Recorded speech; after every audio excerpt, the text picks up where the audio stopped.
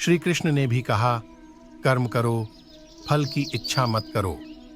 तो चलिए इसे हम एक कहानी के माध्यम से समझते हैं। एक राजा था जो अपनी प्रजा का बहुत ख्याल रखता था। वह अपनी प्रजा के बीच जाता और उनकी समस्याओं को सुनता था। वह कोशिश करता था कि वह उनकी समस्याओं को दूर कर सके। उसकी कर्तव्य निष्ठा के चर्चे दूर दूर तक फैले हुए थे। एक बार राजा अपने राज्य में भ्रमण करने के लिए निकले हुए थे। तब उनके कुर्ते का एक बटन टूट गया। यह देख राजा ने अपने मंत्री को तुरंत बुलाया और उसे आदेश दिया कि वो गांव से एक अच्छे दर्जी को बुला लाएं जो उनके कुर्ते का बटन लगा दे। यह सुन मंत्री ने गांव में दर्जी की खोज शुरू कर दी।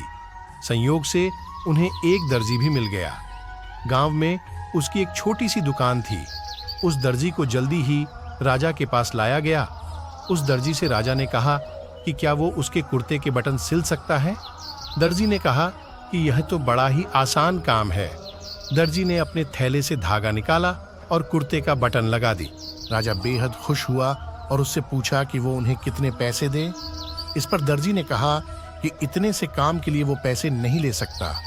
इस पर राजा ने कहा कि वो इसकी कीमत जरूर देंगे। दर्जी ने सोचा कि मैंने तो बस धागा ही लगाया है, तो उसके 2 रुपये मांग लेता हूँ। फिर दर्जी ने सोचा कि कहीं राजा यह ना सोचे कि इतने से काम के 2 रुपये तो गांव वालों से कितना पैसा लेता होगा। यह सब सोच समझकर दर्जी ने कहा कि आप अपनी इच्छा से जो भी देंगे वो मैं ले लूंगा। यह सुन राजा ने अपनी हैसियत के मुताबिक उसे 2 गांव देने का फैसला किया। राजा ने कहा कि कहीं समाज में उसका रुतबा छोटा ना हो जाए, इसलिए उसने ये आदेश दिया। दर्जी ने मन में सोचा कि कहाँ वो 2 रुपये मांग रहा था और कहाँ वो 2 गांव का मालिक बन गया।